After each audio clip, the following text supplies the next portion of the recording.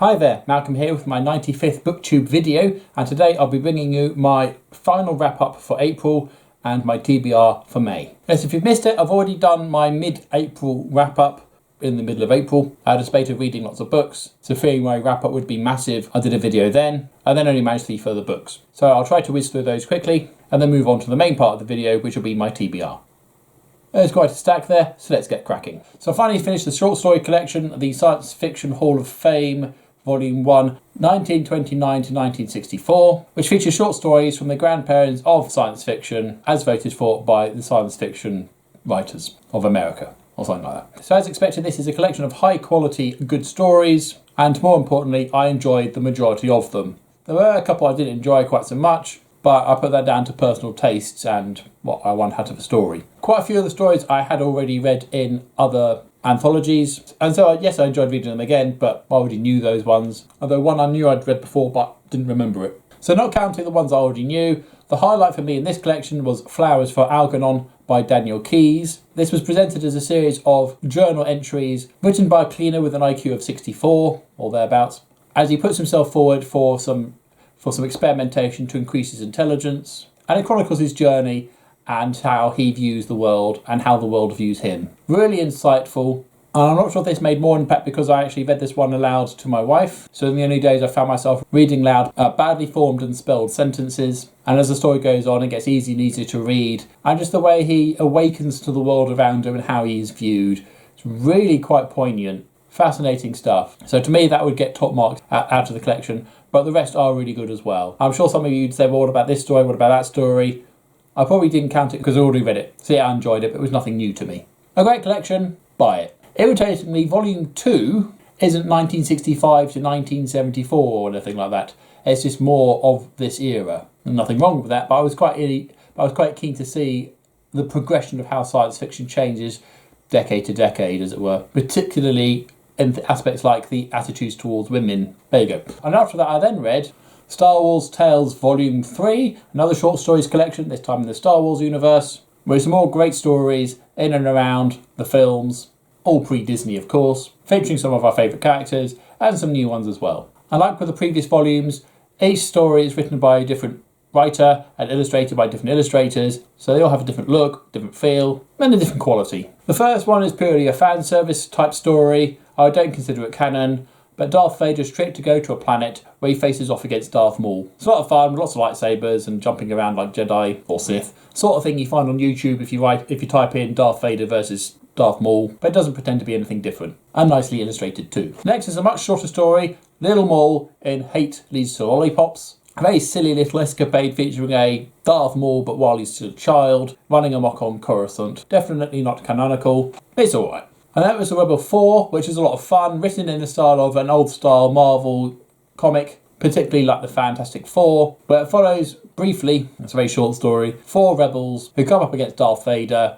It's just a very clever take on Marvel and Star Wars, and again, non-canonical. Following that is Trooper, a first-hand account of a stormtrooper from his induction, his training, and being shot at in the face by Princess Leia on the Tantive 4. It's a nice behind-the-scenes look at the stormtrooper lifestyle, and could be canon. After that is Screech. For those who don't know, when Lando infiltrates Jabba the Hutt's palace, he poses as a rogue known as Tamtel Screech. This is a story of Screech as he tries to reacquire his armour. Very silly story, not really necessary, not canonical, but it's there. And then it's Nameless, which sees Darth Maul go on one of his earliest missions to eliminate a Jedi, and finds he has to devise a special lightsaber in order to win. Could be canon, it's quite a fun one, interesting art style. Next up is A Wookiee Scorned. A slight manga look about this one. Takes place just after the Return of the Jedi. They're still on Endor, and Han and Leia are making goo-goo eyes at each other, and Chewie's feeling a little bit left out. It's never a good idea to make a Wookiee feeling left out. Free Memory sees R2-D2 be sent down to maintenance to have his memory wiped, but to get out of it, he replays a lot of the scenes from the films from his point of view,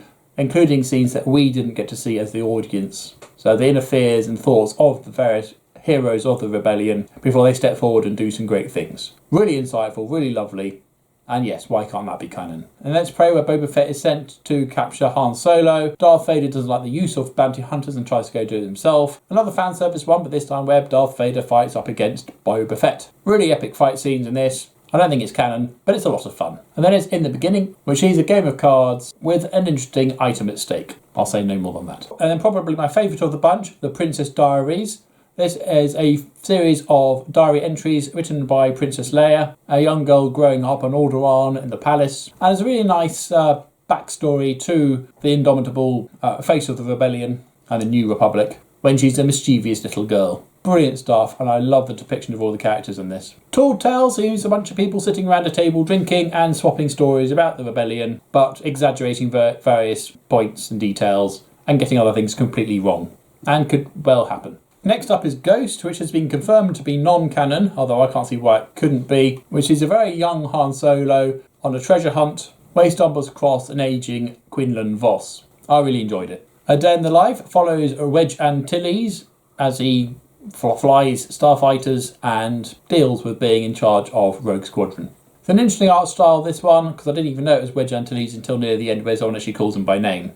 But there you go. A Jedi's Weapon has Obi-Wan Kenobi and Anakin Skywalker go on a diplomatic mission, and Anakin loses his lightsaber again. The Revenge of Tag and Bink is a non-canon story following Tag and Bink, who somehow find themselves in every single pivotal story and plot point of the original trilogy, and then the prequels, this time dealing with Boba Fett and Sarlacc. Huge amounts of fun, where you can spot the thing that's not supposed to be in Star Wars in most panels. It's just really entertaining. Once Bitten has Obi-Wan Kenobi talking to Han Solo as they're in the cockpit flying toward the Death Star, although they don't know that bit, recounting a time when he came across Aurra Singh. It's a nice little story, but I can't see where it would have happened in the film, so it probably didn't. And The Duty is a dark and twisted tale with a Jedi protecting his younglings and students from the onslaught of Darth Vader. This is during the Purge, in the Dark Times, post Order 66. And it just shows the lengths that Darth Vader will go to bring a Jedi down. So all some really good stories here. Huge amount of fun, booktastic. And then finally I read Star Wars The Clone Wars No Prisoners by Karen Travis. So this is during the Clone Wars. And Ahsoka Tano is left in the good hands of Captain Gilad Pellaeon on a newly refitted assault ship. It's got some problems, and so they're flown out into the middle of nowhere to try and troubleshoot all the problems and get or battle ready before they go and engage in battle. She's got Rex and the boys with her as well. Anakin's bunked off to go and see his wife, and Gilad Pellaeon's girlfriend, Helena, is on a planet trying to stop an uprising take place, except she's about 2 months too late. Before you know, all three storylines converge in a pretty solid story. The story deals a lot with Jedi attachment issues, what with Anakin having to marry in secret, and what's so wrong about that anyway, particularly as a faction of Jedi pop up who are all into that sort of thing anyway, and they have very dim views of Yoda and the High Council. Really interesting stuff, and an introduction to the character of Callista, who later popped up in Children of the Jedi, where her Force spirit meets Luke. Unlike the previous book, Wild Space, this one was a proper Clone Wars story. You had clone troopers, you had droids, lots of battles going on, and more along the lines of what the front cover promised. I really like this one a lot. My only real complaint about it is that the character of Ahsoka was hugely underutilised, and in some scenes I forgot she was even there. But buy it. Right, so those were the three I've read. Now, to be honest, I have actually read some of the ones coming up already, but we're going to pretend this is still the 1st of May. This is what I'm planning to read for the month of May. My book of the month, The Enemy by Charlie Higson. No idea what this is about. I get the feeling it's some sort of zombie story in London, sort of post-apocalyptic type style, but with children. I'll let you know when I know more. And once I read that, I'll then read Star Wars X-Wing Starfighter Zadimar by Aaron Alston.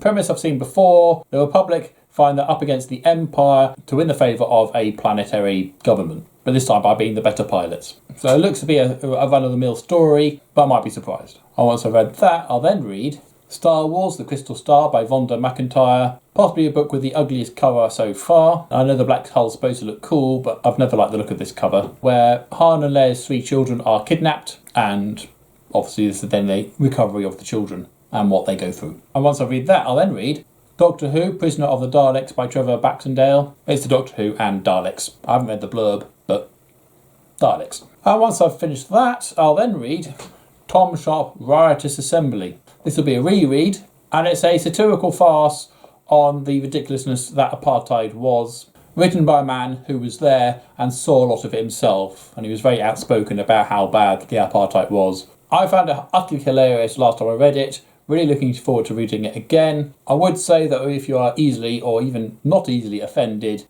be warned before you go into this. This is not in any way politically correct, but devastatingly accurate. Yeah, I should also point out that Tom Sharp actually got expelled from South Africa for his negative views toward apartheid. Yes, he takes the piss out of it, but it was his way of protesting against it. I'm going to continue with the Star Wars Tales graphic novels. Here are books 4, 5 and 6. I'm already halfway through book 4 here. Lots of great content here.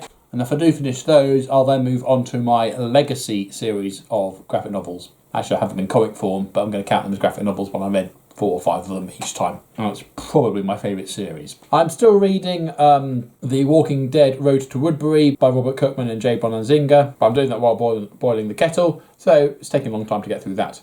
Enjoying it though. I'm still reading Safari Adventure by Willard Price to my elder son, and Midnight Over Storm Facts by Paul Stewart and Chris Riddle to my younger son. Getting toward the end of that book. I'm still also reading Wanderers by Chuck Wendig to my wife. It seriously looks like we're going to finish this month, which is why I'm waving it to you now. Possibly not the best book to read while a global pandemic is going on though.